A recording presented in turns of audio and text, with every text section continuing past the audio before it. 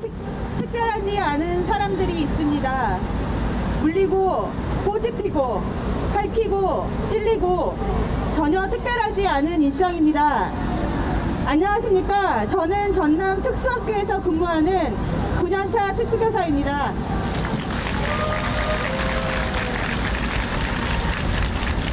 특수교사는 특수교육 대상자 학생에게 신체적 지원을 적극적으로 할 수밖에 없습니다. 교실을 이동할 때 학생들의 팔짱을 끼고 손을 잡고 양치를 가르치기도 합니다. 때로는 소변을 실수한 학생의 옷을 갈아입혀야 합니다. 임신한 상태에서 입덧을 참아가며 저보다 더 큰 학생의 대변 뒤처리를 했습니다. 학생이 도전 행동을 할 때에도 신체적 지원을 합니다.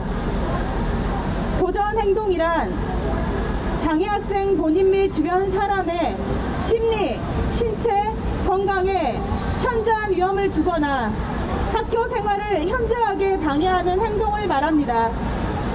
저는 학생이 도로나 화장실 바닥에 들어 누울 때 자꾸 일으킨다던가 교실 밖으로 뛰쳐나갈 때 몸으로 막아섭니다. 가위를 입에 넣고 손을 움직일 때 위험 행동을 제지합니다. 좀 더 위험한 상황은 타인에게 해를 가하는 행동을 할 때입니다. 특수교사에게 도전 행동을 하는 것은 차라리 괜찮습니다. 그냥 맞으면 되니까요. 하지만 다른 학생을 상대로 도전 행동이 시작되면 교사는 다른 학생이 다치지 않도록 온몸으로 막아냅니다. 팔을 붙들어 제재해야 하는데 아동학대 신고를 당할까봐 그냥 맞습니다. 교권보호위원회를 열기도 쉽지 않습니다. 의도적인 교육활동 침해 행위인지 아닌지에 대한 구분이 어렵고 부모나 교사 외에 다른 사람은 학생과 의사소통이 어려운 경우도 많습니다. 장애 학생을 대상으로 그걸 교권보호위원회를 여냐고 오히려 특수교사를 탓하는 학부모님이 있습니다. 몸에 난 상처는 아물지만 마음의 상처는 혹시나 나쁜 교사가 될까 싶어 입 밖으로 꺼내기 두렵습니다.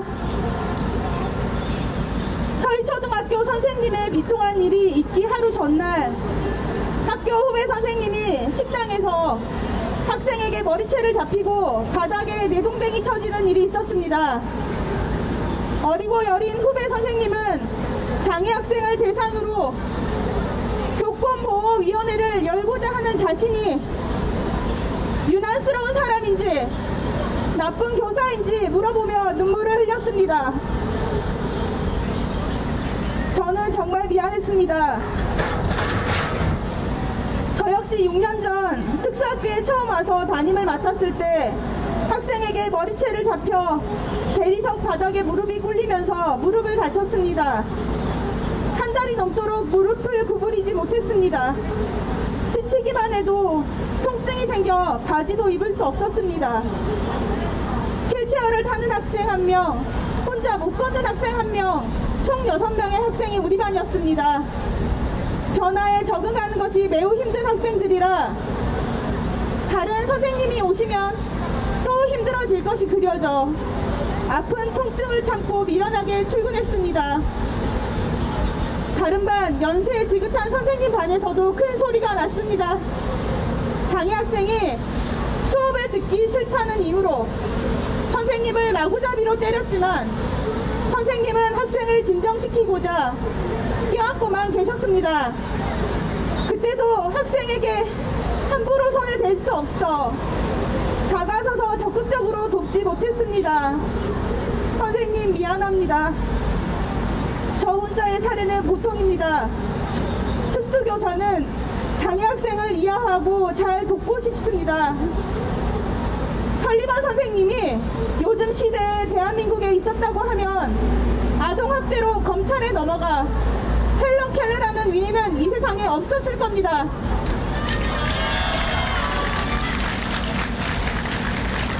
아동학대법 앞에 특수교사는 예비 범법자가 됩니다.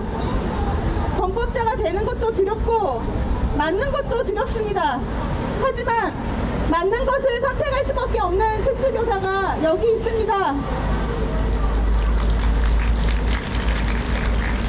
먼저 떠난 선생님, 그리고 나의 후배 선생님, 당신이 나입니다.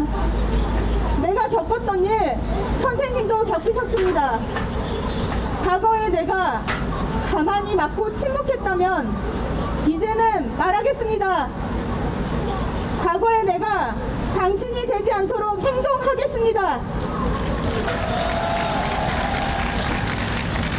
그리고 그럼에도 불구하고 저는 특수교사로서 특수교육 대상 학생들이 우리 사회의 구성원으로서 일상적으로 함께 살아갈 수 있도록 마음을 다해 교육하고 싶습니다. 감사합니다.